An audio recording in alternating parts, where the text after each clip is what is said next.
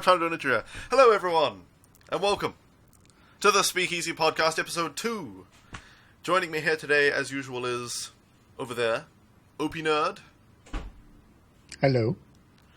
And up there, Unorthodox13. Hello. How do?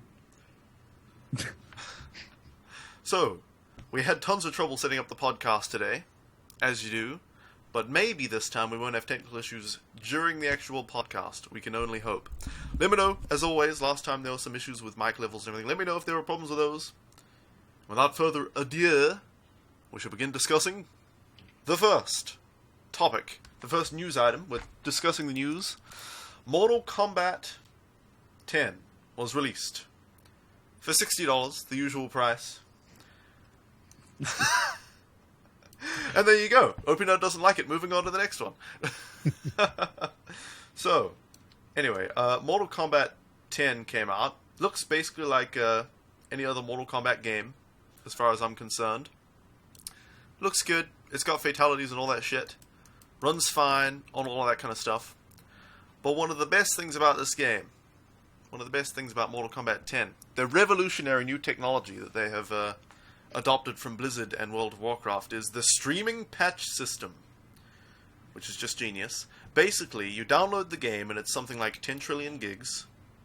Then when you start playing it, most of the game won't be available to you until it stream patches itself while you play. And as Total Biscuits showed in a video that he made, it doesn't work at all. It's completely broken. So, most of the game is just completely unavailable. I think by now it might be fixed. I'm not entirely sure on that. It might be fixed. It's been a week since it was released. But yeah, an absolute disaster of a first day for any users on PC. Fixed as a zip, or... I'm not sure. They probably just fixed their servers for streaming the patches. Okay. I mean, it's pretty standard these days, and it makes sense for a game like Mortal Kombat 10, where you only need to load up, say a few characters at once. I obviously don't have the game, but I would think, you could maybe play through the single-player campaign while it's still loading in a lot of the things you would need for the online play, which is also, well, it was kind of sort of broken. It had its issues. If you've read the various reviews for the PC version of Mortal Kombat 10, online play can be buggy. There are disconnects. Whether or not those will be worked out remains to be seen. Obviously, we would hope for the people that purchased the game that would be the case. By all accounts, if you enjoy other games in the series, you would probably like Mortal Kombat 10. I'm not really a fan of that particular franchise. I'm more of a Street Fighter or Tekken type of guy. But I think it does make sense to try to employ that technology. Obviously, they just didn't really get a chance to test it all that thoroughly because, of course, everything I'm sure works just fine on their servers that they use to test the game before release. You let it out into the wild, people have different machines, different internet connections. Who knows what can happen? And just the fact that the servers get flooded. It's just the same as any other... if you know how an MMO launch goes, you know how Mortal Kombat 10's PC launch has gone. Any MMO, they go through the beta, and it's mostly fine. They're like, oh yeah, we're stress testing the servers, guys, in the beta when only 1/4 of the total number of players are actually playing, or even less. And then the game launches and the servers are completely down, or only a small fraction of people can get in, so... Of course, streaming the patches was an absolute disaster. But there it is. If that type of thing interests you, the game has been getting middling to good reviews. So, it's supposedly a good entry for the franchise. But just be aware that they did have those problems, and if those types of problems would lessen your enjoyment of the game, probably best to read up, do some research, make certain those issues have been resolved before you put your money down. Yeah. The game launched wonderfully with DLC, which everybody loves, which will be the topic later on, the major topic. Why don't we save that for the? Why don't we save that part for the DLC discussion? I'll just say, in tandem with the DLC at launch and the terrible patching system and the servers being complete garbage, if you want to buy Mortal Kombat 10, it's a Mortal Kombat game. It's not bad, but if you want to buy it, you should probably wait until they make like Mortal Kombat Complete with a K edition, things like that. Get all the DLC with it, and don't deal with server issues. And get it on sale too. Yeah, I don't know how the online players. I've seen some streamers play it, and every streamer on Twitch is in America, so of course they have perfect connection. But for people like me in New Zealand, it's probably garbage, knowing online fighting games. All right, next up. Yeah, next up is something I'm far more excited for: Postal 2. That grand game that is that sparked much controversy back in the day has DLC. DLC has just come out, an expansion for Postal 2 called Paradise Lost. I've seen some videos of this. 12 years ago this game released. Jesus. Wow. And it looks like it too. Which is not to say that it's a bad game if you enjoy that sort of thing. Obviously, the developers and retailers, well, online retailers, felt that there would be enough interest in an expansion pack to go ahead and develop I wouldn't be surprised to learn somewhere down the road that these were some fan-made things that people submitted to the devs, and they said, hey, you know what? Let's use these. We'll put it together, make a little bit of extra money off of a 12-year-old game. I don't know. I think they probably would have let us know if that's what had happened. But I guess there's enough interest to warrant putting that out there. Yeah. I've actually watched some of the gameplay on YouTube, which, by the way, I searched for gameplay of it like 2 days after the DLC launched, and there's not much of it. Not many people seem to actually be playing it, which is interesting because I was thinking, releasing an expansion for a much beloved game from 12 years ago would be a good idea. I thought when this came out, I was like, hell, you know what? That could actually be good. Like with, say if people whoever made Duke Nukem, released something that was like Duke Nukem Reloaded or something that was Duke Nukem 3D with a bunch of extra content and this and that and references to Duke Nukem Forever and how shit it was and all that, I actually thought that would be a good idea, but it turns out to be not that popular. Well, I wonder how many people are even aware that there is DLC for Pulsar 2. I mean, yeah. I would guess if you own it on Steam, you may get one of those pop-up notifications, which I've turned off on my Steam client. If you unless you pick a particular setting in Steam, when you first load it up, there'll be a pop-up window that says, hey, this is available, this is on sale. So I turn that off. I don't know how many people that own the game would be aware that there is DLC for it, especially since they've probably finished playing it and put it away and installed it who knows how many years ago. Yeah. Did you ever play Postal 2 Unorthodox? I've never played it. I've watched tons of it, though. I've watched streams. All I know is there's lots of urine, and then that's about it, yeah. Yeah, Postal 2... Lots of peeing. Postal 2 is a game that was... it was basically Controversy Simulator 2003, I think it was when it came out. There are things like, instead of getting silenced weapons, you get a cat and shove its butt end on your gun and shoot through it for a silencer, and you can set people on fire and piss on them and all sorts of things. You can just go around and pull the finger at people. And it just allows you to play as a sociopath. Yeah, you can whack people's heads off with a shovel, all of that good stuff. So the DLC came out. The DLC, other than looking like it's 12 years old, because of course the game is 12 years old, I guess it works well on modern systems, but it just looks like shit. I'm okay with the bad graphics, just because I think this DLC is more about people who played Postal 2 way back then, 12 years ago, and loved it. And, all the people who saw it in the news and were like, oh my god, they can go back and play it again, play back through Postal 2, and then play the DLC that's come out, because it's been 12 years. People have probably forgotten a lot of what happens or want to do another playthrough, and this is kind of a good excuse. So I found, when I was searching for the game, I was surprised to learn. I thought that Postal 2 wasn't even on Steam, and then I discovered it's just not available in New Zealand. damn it. Is it because of New Zealand's laws regarding what is and is not allowed in video games, or is it just region locked? I mean, have you looked into that? It's the result of some people petitioning to get it removed, specifically from Steam in New Zealand. It's not. It doesn't break any of our laws. It isn't against any of our rating system and all that. It was rated in New Zealand when it was released. But then a bunch of angry mothers were like, "Oh no, I can't have my child simulating peeing on protesters and stuff like that. Well, then remove it from Steam. Don't buy the game for your damn kid. Yeah. Pay attention to what they're doing.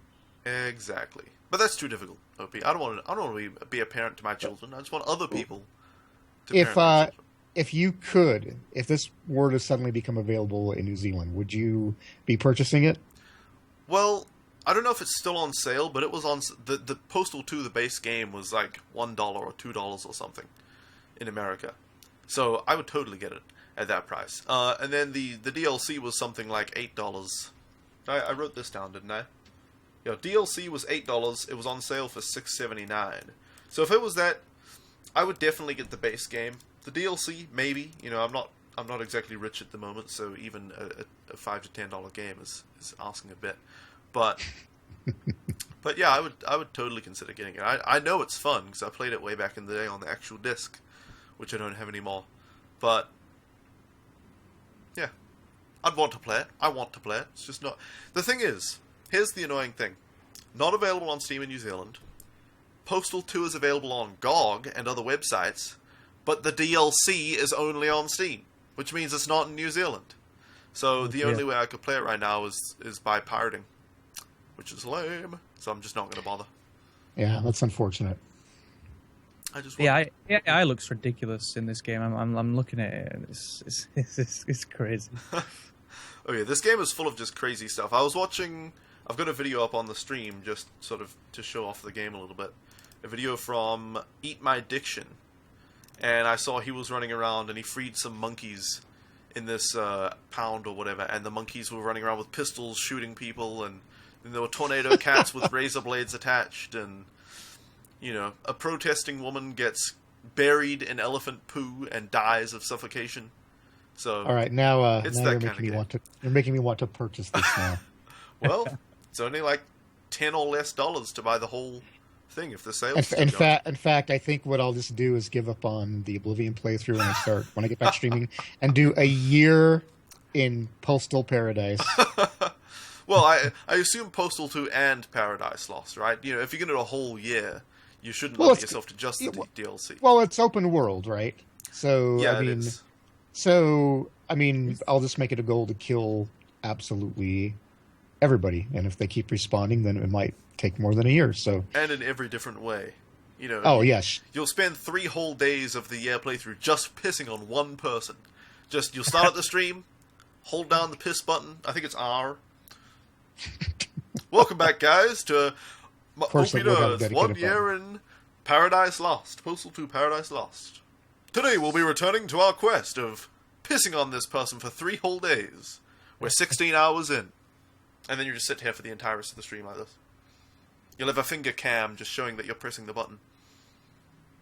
Just so nobody thinks you've just used a macro. Yeah. All right. Moving on to the topic, because of course this takes us back to Mortal Kombat as well. Yeah. You know what? I didn't even realize we've already been going for about 15 minutes in the stream. I thought it was much less than that. But today's great big topic of the day is...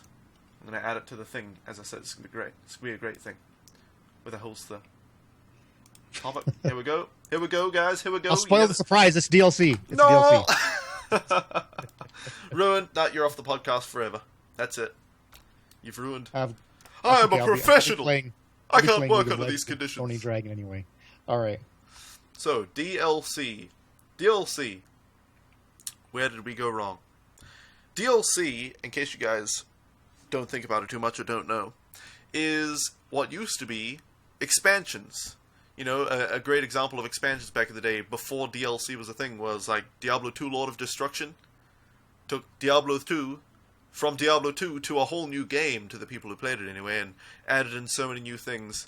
It was great. And there were other such expansions like that. But DLC was when expansions decided to go digital. So I wrote down here, just to cover what the intention, the honest intentions behind DLC were way back in the day. So sad. Makes me tear up. I'm just trying to get through this. By my definition. As with last week, what I think DLC was trying to be when it first came out. DLC was to extend the life of a game beyond its launch. Of course, you buy a game. This is like Titan Quest, for instance. You buy Titan Quest, play through it, beat the whole thing. Of course, you play in all 3 difficulties, because otherwise you're a filthy casual. I've only ever beaten normal difficulty. I'm a casual. And then a year later or whatever, the DLC comes out, Immortal Throne, and you can pick up the game and play through it again with new character classes and new content, and extra hours at the end of the game and you boss, all that kind of stuff. That's what DLC is for.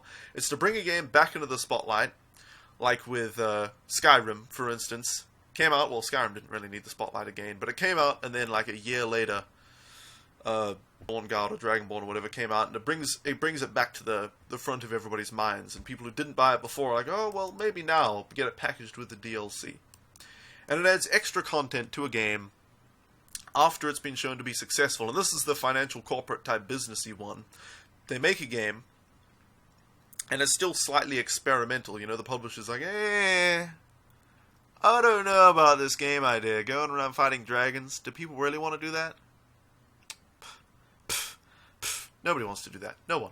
So they make a game, release it, with not as much content as it could have, see how it goes, and then when they see that it's successful, before they move on to a sequel, they release some DLC, little expansions. Well, I have a problem with looking at a definition of DLC that way for one simple reason.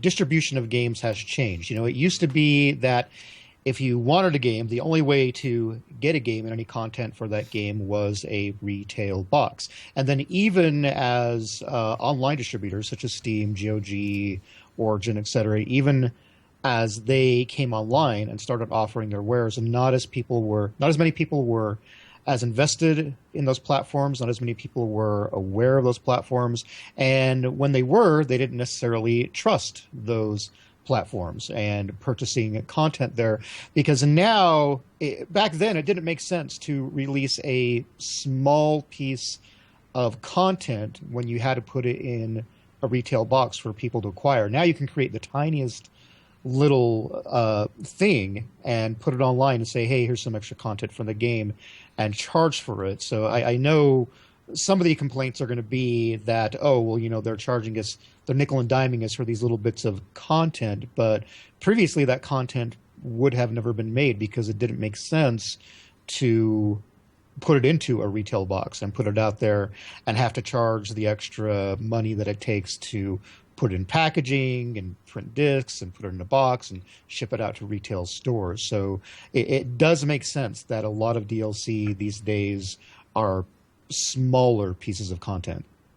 I hadn't even thought about that, nor my time taking down notes about DLC. There's another perspective from the financial business side of it, which of course is the driving force behind any AAA game.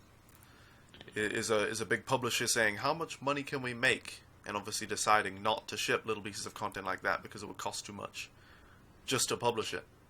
I mean, over time, you could take a bunch of small pieces of content and put them together into one package. But a lot of times you have to strike while the iron is hot, so to speak. And now we're also seeing yearly releases of certain franchises. Call of Duty and Battlefield, of course, are the 2 biggest that come to mind. You also have Assassin's Creed, and I'm sure there are others.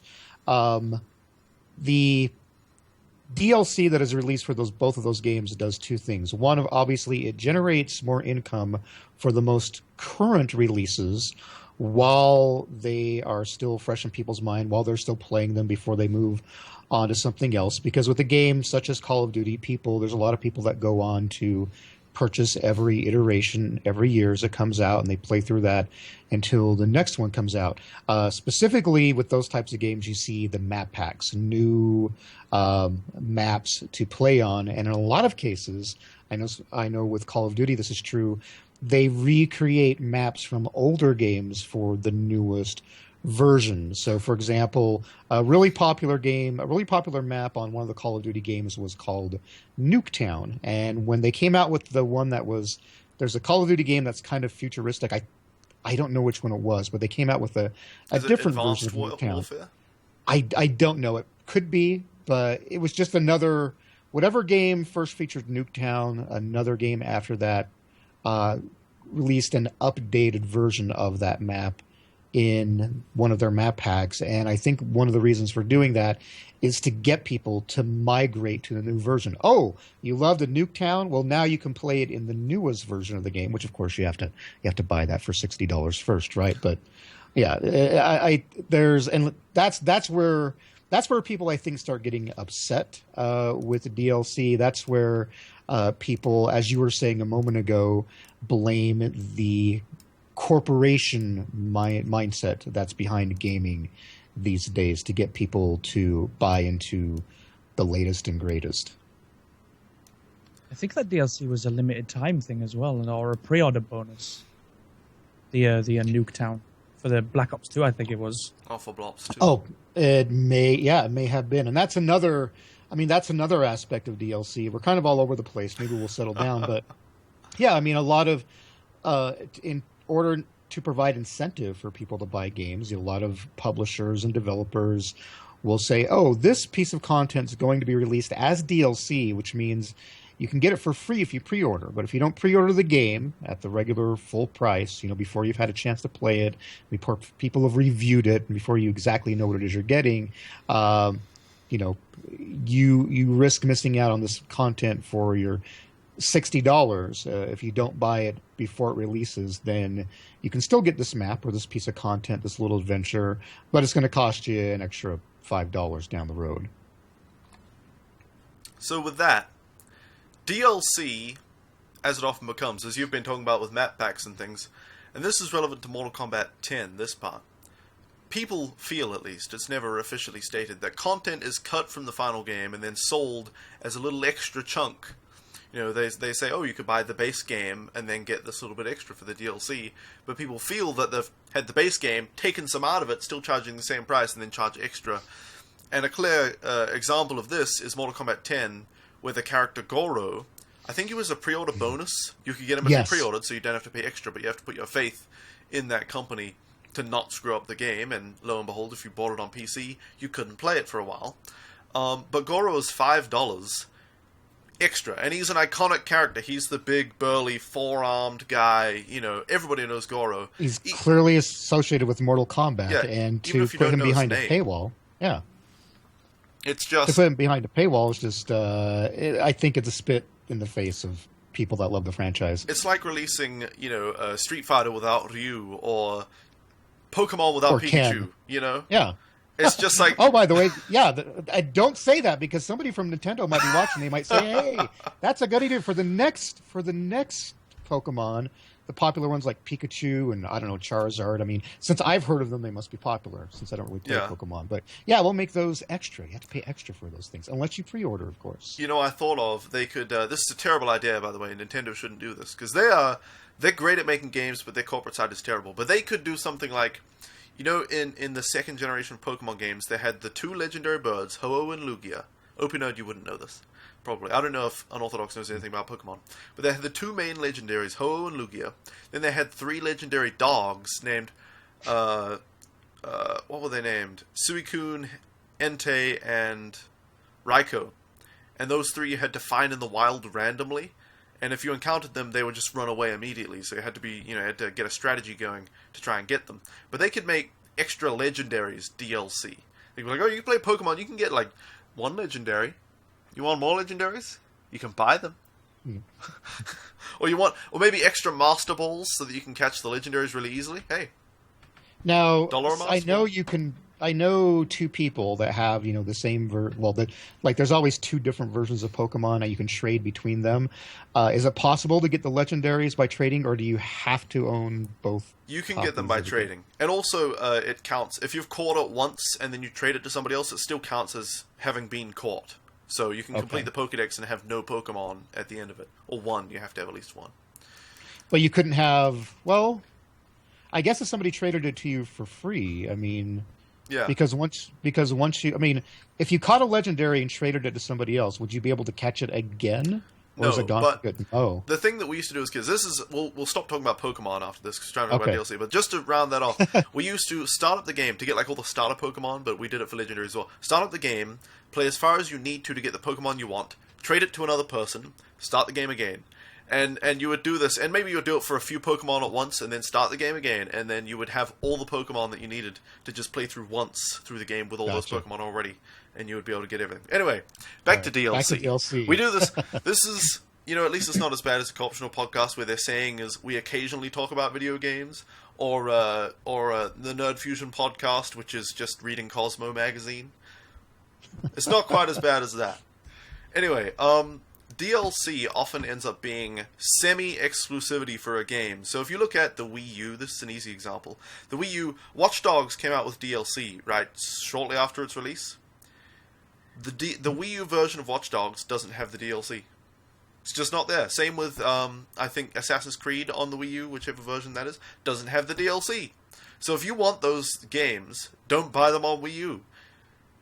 Yeah, That's how it works. I would think for those two franchises specifically, and I'm sure Watch Dogs will be a franchise. It's not yet. But if you are really interested in those games and you're interested in getting all the content available for them and continuing the series, the Wii U or any of the Nintendo platforms right now is just not where you'd want to go. Get it on the PlayStation, the Xbox, get it on PC. Everything available for those franchises is going to be available on those platforms. The Wii U is kind of its own little universe. Maybe that's what the U stands for. I don't know. But it's not the best platform for that. And having no experience with it, I don't know what DLC releases are like for that. But boy, am I ever familiar with DLC for PC releases. And generally speaking, I don't buy that much DLC. It has to be a game that I really, really enjoy, that I want to revisit again. Something that I'd replay anyway to begin with, before I'm willing to spend more money on that same game, go back to that same universe. I don't know about you guys, but it's pretty rare for me that I buy any DLC, but I do on occasion. See, I game on a heavy budget. So when I buy a game, it's been out for 2 years already, and the only version you can buy is the Game of the Year with all the DLC For $3. So that's, I do get the DLC, but I don't buy on release. So it's not a concern for me. It just comes with the game. It's just part of the game for me usually. One example is Titan Quest though. Damn, as soon as I had no idea, I bought Titan Quest out of a bargain bin in a GameStop. I was just in there. Oh, EB Games, actually. I was in there, and I just saw it. I was like, oh, this looks kind of cool. It's got a cool name. Looked on the back. Oh, it's like Diablo. All right. I bought it. It was like 2 for $15 or something. It was sweet. So I bought that and something else. And a few years later, I discovered that there was DLC when I was Googling about the game. I was like, oh my god, I have to get it. And then I looked You're on talking about Steam. Immortal Throne, right? Yeah, Titan Quest Immortal Throne. And as it turned out, Titan Quest was $7.50. It was on a perpetual 75% sale. And Titan Quest Gold Edition with Immortal Throne was $7.50. So I was like, pay $7.50 and just get the game. Pay $7.50 and get the game and the DLC. Let me see here. This is a tough one. And so I just bought that. Now I have that on my Steam. So I was very happy. But yeah, DLC I only usually get as a consequence of buying very late into a game's lifetime. I'm just wondering about the Wii U DLC. Is there any particular reason why they don't have the DLC? Is it being stated or anything? Because the developers... Well, first of all, the Wii U is a weaker platform than PS4, Xbox One, and PC, of course. So Watch Dogs, Assassin's Creed, those third-party games don't look as good. They, for that reason, didn't expect as many sales on the Wii U, so they released it later than other consoles and platforms, and then didn't make even as many sales as they could have if they released it at the same time. So like, well, that was a complete disaster. Why would we bother with DLC? And didn't release it at all.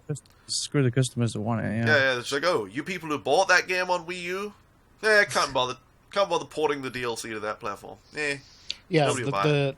the cost to port it over to the Wii U would probably not be recuperated. Yeah, not at all. With the very weak sales they'd have.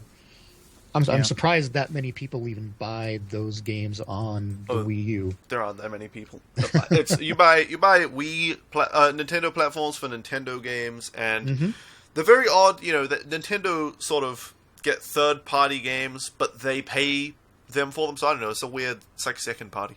It's a second party game where they bring in a studio just to work on this game for them. And, that's it. So like Splatoon and stuff, So you either buy Nintendo games or games that Nintendo has funded on Nintendo platforms. That's it. Which I wish wasn't the case, but it's all I buy on there anyway. It's all I want. That's why I don't have the other consoles. Well, I think to get us on track here, we kind of we've been talking about Nintendo for ages. Yeah. So we've got a list of what we think are some examples of good DLC releases, things that definitely added to the game, things that were worth what it would have cost to pay for them when they came out, and then of course some bad DLC as well. And I wanted to start with just one bad example because it's something that's near and dear to me, being a fan of the Elder Scrolls franchise and currently playing the Elder Scrolls for Oblivion. Oblivion was notorious for some of its very small, tiny DLC releases, and people are already, I'm sure, it's coming to mind for them, horse armor. You could buy armor for your horse in Oblivion if your character had a horse for $5, and then of course it became available at the stables. You could buy it from the stable hands for your horse.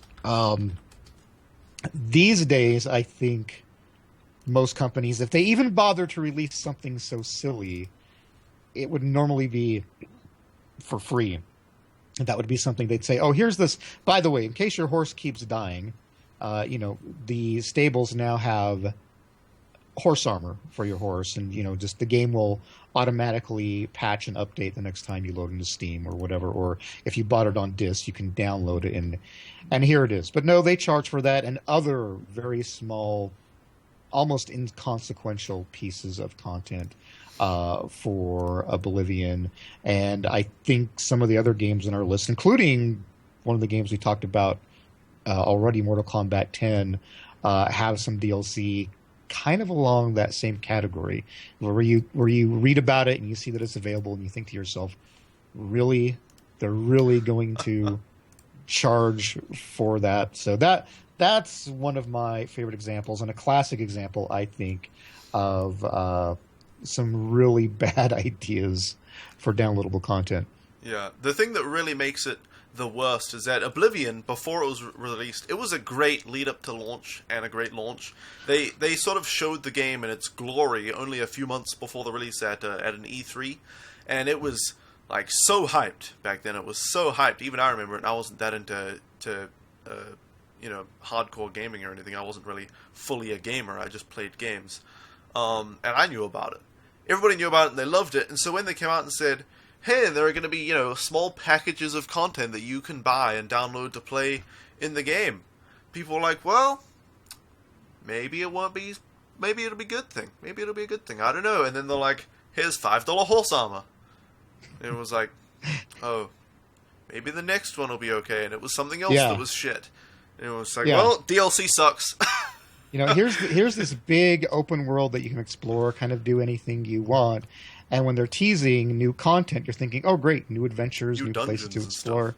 Yeah. New creatures. Just armor for your horse. Yeah. And not very good armor at that. It's very sad. That was the death. That was the birth and death of DLC right there, was Oblivion. Very sad. Yeah.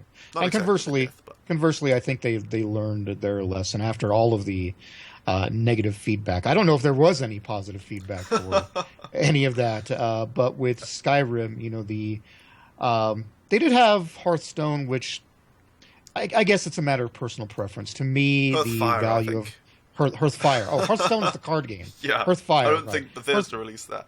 Hearthfire is the expansion for Skyrim that allows you to build your own custom home and certain set locations in the game, and I'm sure that was of interest to some people, and they may have gotten some enjoyment out of them. I never even bothered with it. Somebody gifted it to me, and I felt bad because I was like, oh, well, you just wasted $5. I'm not going to play it. But Dragonborn and the one with the vampires. God, yeah, that's one.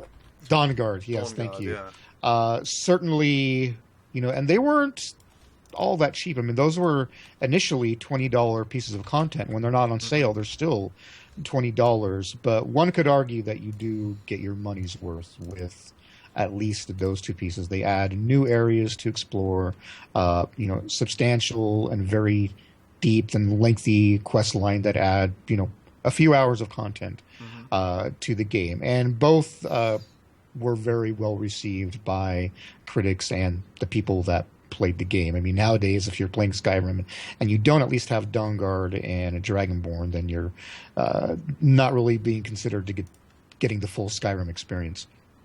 Yeah, I think Oblivion is actually a great example of a company trying out something purely from a business, financial type standpoint, and then realizing how poorly they executed it, but the potential and going into a better model. So they tried releasing horse armor and other just shitty small amounts of DLC for too high of a price.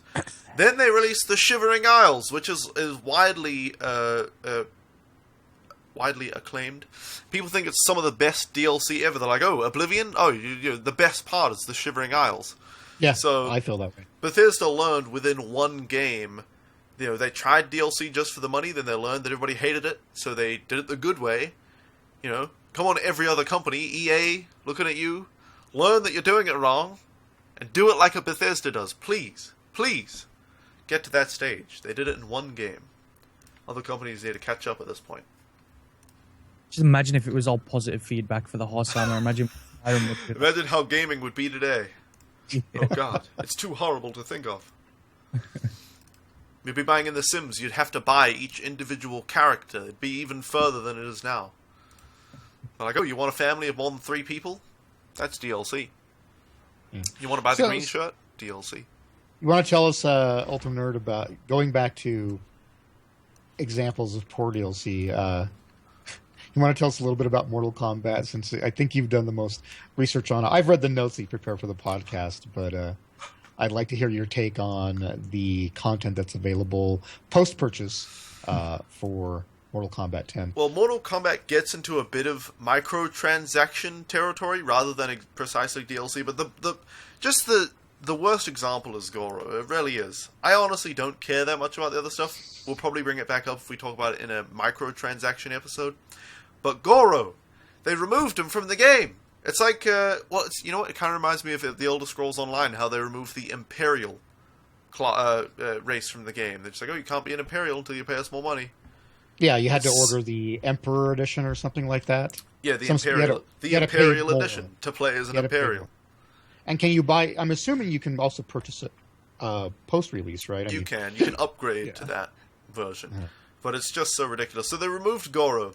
The other things they did with Mortal Kombat 10 was they have fatality tokens. Fatality tokens. So if you guys don't know what a fatality is, it's after you beat somebody in the game. So it's not pay to win. I saw somebody tweeting about that. Blue Penguin was tweeting, why the hell would I buy this game? It's pay to win, blah, blah, blah. I was like, no, it's not pay to win. Oh. Once you beat somebody, you can just hit them and you win. It's like, that's it. It's just sort of they stand there until you hit them, or like a second countdown, But you can perform a fatality with a certain input and do the really cool execution move and rip out their intestines and, shower them in their own poo or something. That's the kind of stuff that you can do. So, whatever company makes Mortal Kombat decided it would be a good idea. And I can understand that. Bad players can't do fatalities, and they're the iconic part of this franchise is fatalities. They're what make Mortal Kombat. Without that, it's just another fighting game. Yeah, not as good as Street Fighter, in my opinion. So they said we need a way to let people perform fatalities, even if they suck. So they decided to charge you for it. So you can still do fatalities just the same as you always could. Or, if you pay $1, you can do 5 fatalities easily. It's just like a simple... That's a press of a button. Yeah, a couple of buttons and you do a fatality. It's much easier than the full button input. Or, Now this is a great value. $5, and you get 30 fatality tokens. Hey? Want to buy some fatality tokens? So it's just sad. It's just sad. I've been getting back into League of Legends, and I would like, since I'm not that good, it's fun, but I'm not that good. I would like, I'd be willing to pay $1 if I can just instantly kill 5 champions just by pressing a button. It doesn't matter how much mana I have or how much skill I have at the game. Now that would be pay to win, and of course nobody is saying that's what's happening with Mortal Kombat. But I mean, I think people, I've broadcasted on Twitch TV before, and at Hitbox. And I've mentioned I don't stream ever. I've mentioned a few times. Viewers will tell me, well, hey, just go into the console for Oblivion or Skyrim and type in this code and get all of this money or gold or this particular item. And to me, there's no point in even playing the game unless I'm going to take the time to explore and enjoy the game and get legitimately beat a boss, as opposed to just press this button, pay for this, press this button. It takes away for me from the enjoyment of the game. And I mean, the whole point of these, if you're good enough to win, especially online, if you're good enough to win online matches of Mortal Kombat 10 on a regular basis, you're good enough to pull off the button and combinations for a fatality. I mean, I guess if you only play with your friends and you both suck, and you just happen and you win by button mashing and it's kind of random, then maybe you'll want the easy fatality. But I almost don't see what the point of it is. To me, they took the idea of bad players still being able to perform fatalities, and that somebody in the development team was like, "Hey, I suck at this game that we're developing. I wish I could do fatalities." And then the corporate level guy was like, let's charge people for it. And didn't think about the in-between, Bad players want to do fatalities. Bad players don't win. So they're not going to be able to get to the fatalities anyway. It's like, especially online, which is where, you do it to show off to people and stuff. There's no point doing it to AI except for just to see it. So maybe they could have done, if you perform the fatality once, you could do it in offline, single-player matches more easily. Something like that. Unlock the easy I don't know, just in single-player. In multiplayer, of course, more of a prestige thing, just to show, look at what I can do. There is a single-player, story. There's a campaign I think, for every major playable character, covers their backstory, so to speak. So, yeah, I mean, for those people that I guess are only interested in that mode, however few there are, maybe that'll make it easier for them to do their fatalities. But again, this was something that somebody in the marketing and or finance department said. They came up with it. Oh, this would be a good idea. Here's another way we can monetize this game without really looking at it from a gamer's perspective and how gamers are going to perceive those decisions. I've got a video up on the stream. We've only got one scene for today's podcast. It would have been 2, but we were a bit pressed for time, so we're just in this scene the whole time. I've been playing a video of all the Mortal Kombat 10 fatalities, and it's. I don't know if this person has the tokens. I don't think they do, but half the fatalities are like forward, back, triangle. Yeah, it's not even that hard. Why would you even? Oh, it was just one idea that went out of control at the business level, and they didn't even. Oh my god! A guy just got his arms pushed in. This is what happens when these big publishers, I think it works this way. Developers are sometimes forced to put things in their game because, of course, they're beholden to the publishers that are footing the bill for the game development. So when the publisher, when somebody from the marketing or finance department says, "Hey, you need to include this feature," and I use the word feature lightly here, in your game, way to make money, and they kind of have to, because they'll say, well, otherwise we're just we're not going to fund your next game. You're going to have to find another publisher. That's why you sometimes, get games that have no business having a multiplayer mode with a multiplayer mode. But in this case, we're getting DLC that nobody probably really wants or cares for. I mean, they never released the information. I'd be curious to know how much money, if any, they make from these fatality packs or whatever you want to call them.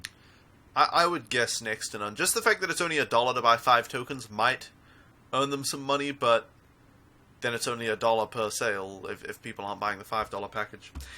Anyway, that's basically a microtransaction. The rest of the DLC in Mortal Kombat hasn't actually been released yet, but you can buy it. They're releasing, it's something called the Combat Pack, and I'll bring that up on the stream so you guys can see the Steam store page for it. Yeah, but we can't tell you what's going to be in this, but go ahead and buy it. Yeah, yeah, it's I had to Google on other websites to find information about this, but it is a season pass basically for content that will be in the game. It's $30. It'll come up as the wrong price on the thing because it's New Zealand dollars. Don't worry about that. It's $30, and you get only 4 characters for $30, which is a piece of crap. They're supposed to be guest characters, so they're from other franchises like the Alien or the Predator. $7.50 per character. Yeah. Wow. It's completely ridiculous. Here's the description. Here's about this content. This is supposed to give you details of what you're buying.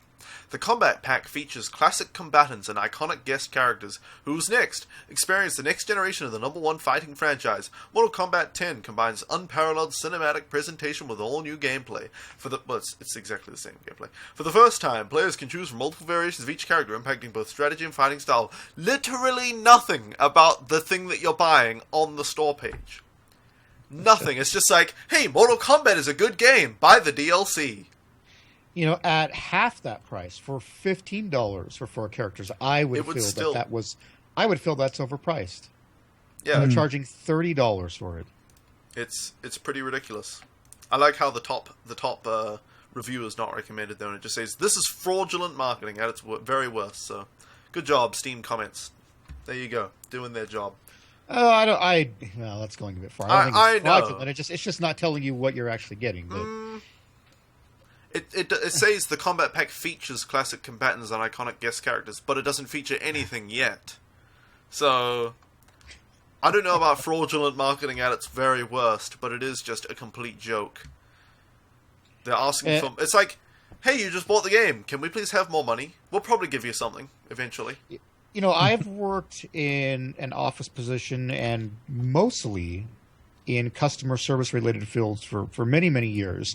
And one thing that's always held true over the years is that if a customer has a good experience with a company, they'll mention it to a couple people. If they have a bad experience with a company, they will tell everybody that will listen how horrible company X is. It's examples like this, and I'm sure there are others we can go through on our list here, that give DLC a bad name that create, for a lot of people when they hear, oh, this game's going to have DLC, a lot of people are initially wary. What's it going to be? Is it something that, I feel and a lot of people feel should have been included in the base game upon release, or is it really a piece of substantial content? And people, I think initially their perception about any announcement for DLC for any game is to be wary, because it's examples like this that give people good reason to be wary, and it, to me, it's a black mark on the gaming industry as a whole, and it continues to exist because people buy it up. People do the pre-orders so they can get Goro for Mortal Kombat 10, and they do order. Think they're lucky for it. They're like, oh boy, yeah. I get Goro just for pre-ordering. I was going to pre-order anyway. I'm so lucky. Well, I think where people are lucky is that, again, by all accounts, Mortal Kombat 10 is a decent game. If you like fighters, if you like the franchise, you're probably not going to be disappointed with the presentation, and hopefully any technical issues they have will be ironed out. But the whole concept of nickel and diming, BioWare's recent RPGs published by EA have gone through the same thing. The Dragon Age series, the Mass Effect series, they all have these tiny, tiny pieces of DLC for, $5 a piece, $9 a piece. You know, here's the backstory for this character, and if you want to play through it, you've got to pay for it. You know, that's something that I found very, very disappointing, because I like those games. They're good franchises, they're solid games, and I think left to their own devices, the developer, BioWare, would not have chosen to release their content in that fashion, but EA is the publisher. EA has its shareholders to answer to, who will say, well, if the developer is not going to further monetize their game, then we should stop funding them, and BioWare would have to find another publishing house, which, you know, they're becoming more and more alike, and they're becoming rare. There aren't as many studios these days, or there aren't as many publishers these days that have the funds to pay for the development costs of these big games that have long development cycles. And it's because of that, I think, unfortunately, it's something we're going to be stuck with, and we're going to see it at least continue at its current pace, if not accelerate. Mm-hmm. You know, you mentioned the BioWare games as RPGs with little bits of content for extra money. I wasn't too unhappy with that in my experience with BioWare games, just because it's not that intrusive. You don't get into a conversation with the characters like, hey, you could continue this conversation if you buy the DLC for this character. That's true. So it's like something like Assassin's Creed Unity, where you're jumping around, you find it, you're like, oh my god, treasure! You can't open it until you buy it. It's like, what? That's when they put it right in your face. And they're like, you know, if Assassin's Creed had extra treasure that you could buy with DLC, like hidden treasures, I'd be like, okay, I'm just going to ignore that and not buy it, and I'll just play it. I don't like Assassin's Creed anyway, but if I were an Assassin's Creed fan, I might, you know, I wouldn't be so much okay with it, but I would just ignore it for the most part. But when they put it in your face, I'm pretty sure The Sims probably does that too. They'll be like, hey, you know, you could build a pool if you bought the DLC. They'd probably do that. I don't know. Well, and I don't know. When it comes specifically to The Sims, I don't know much about the latest iteration. But what I do know is that there have been, like, for example, in The Sims 3, there were some features, things that your Sim character could do right out of the box, without having to purchase any of the tons and tons of additional content that EA creates for the Sims series. You know, like having a swimming pool. I know that was a big deal. Yeah. You know, you could build, you know, and now, of course, with The Sims 4, if you want to have a pool for your character's home, you have to buy one of the DLC packs to get that. And EA can get away with it because their audience, their core demographic, which is pretty big, that buys those games, they've already been trained over the years that, you know, when a new Sim games releases, there's going to be 10 different expansions. And I think this time around they were just hoping maybe not too many people noticed, although I think it was a ridiculous hope. Everybody noticed. By the way, there are several features that you used to be able to do in the base game that you now have to pay extra for. Yeah. You know, and I would have to imagine, it may or not be true, but it could be true, that part of the reason that is so is because the developer, which I think was Maxis, whoever it is, you know, they were kind of being rushed to get the game out the door, and they said, hey, you know, EA says, don't worry, any features that you want to include in the base game that you don't have time to put in before a release date, we'll just release as part of the DLC. Because we all know that games get pushed out the door, and that's one of the other big complaints about a lot of DLC is that so much of, I mean, for so many games, there is day one DLC. In other words, the day the game is released, here's some extra content you can pay for. We could have included it in the base release, but we decided not to. We just decided to charge you just that little bit extra for it. I think that's an interesting discussion. It's kind of a big discussion on its own, is what you deserve when you buy a game for $60. Because there are a lot of people who are like, if content is available and finished on day one, it should be included in the day one price. But a publisher could just as easily finish that content but not release it for 2 months. Would you have a problem with that if you didn't know? It's like, because you know that it was already done, you feel like you deserve it? It's a Well, the question thing- like per game whether that game is complete without their content or not. I think. Because a lot of people, especially for retail releases, a lot of people that purchase the game are looking at the contents on the disc and they're discovering that this content is already there and it was ready to go. They're just locking it behind a paywall that you can access later. That's where, again, the bad vibe is coming from, because the publisher, as you say, yeah, they don't tell us that it's already ready to go and may not release it for, as you say, 2 months, but the players are discovering, oh, it's there, it's been there, it's been ready, and the devs are just, trying to get a little more money out of what we already paid for.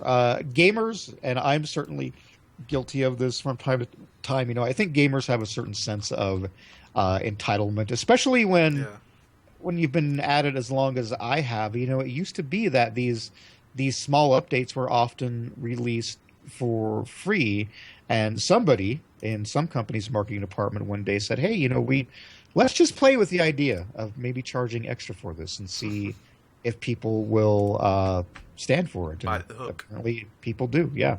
Yeah. With The Sims 4, The Sims 4 is actually a great example. They don't seem to throw the DLC in your face, at least not on the store page. You kind of have to scroll all the way to the bottom. But when you get to the bottom, holy crap, the base game is $60, normal price. Digital Deluxe Edition, $70. Which, I mean, it's like getting the full version of the game, right? You get the Up All Night digital content, the awesome animal hats digital content, and the Sims 4 digital soundtrack. The soundtrack, I get it. You put that in a deluxe edition for people who actually care. Sure. Animal hats, whatever. I don't give a shit. Up All Night, that seems like, okay, it's just party costumes and decorations and things. So, 10 extra costumes for that garbage. 10 extra dollars for that garbage. I don't care about it. Whatever, it's only $10. I wouldn't even bother buying it. But when you get to the bottom of the page, the DLC. Wow. Yeah, when you add it all up. When you look at the base game is $60. Then The Sims 4 Get to Work, $40. $40 for the DLC, and all it says is, start a business or become a daring doctor, fearless detective, or mad scientist in The Sims 4 Get to Work. So it just adds some jobs to the game. And it's $40. Well, I guess if I were to be devil's advocate and try to provide some justification, we could say, well, The Sims is a life simulator, and of course, in real life, you can't just walk out the door without any clothes on. You have to buy some clothes, and if you don't want to wear the same clothes every day, then you have to buy some more clothes. But all joking aside, The Sims is always going to have its big expansions, and I'm okay with that. It's not something that I'm really interested in playing, and I wouldn't necessarily purchase. But some of those expansion packs do add very different elements that are pretty different from what's available in the core game and the core experience. So it makes sense when they come up with something new to charge for that. But to just strip away features that existed in previous versions that were part of the core game and then charge extra for them doesn't seem to make a whole lot of sense. Yeah. It looks like if you want all of the main content, like if we ignore hats and costumes and bullshit, just to buy the game with the actual, the jobs and the outdoor retreat DLC, it's $120. Double the price just to add some new jobs and going camping. Wow. If The Sims 4 is, like you said, OPNerd, a life simulator, you should get the base package for free then. Because you get born, your parents look after you for 18 years. Most people anyway. Unless it's like, impoverished African child simulator. But I don't think most of them are doctors or going camping for fun either, so.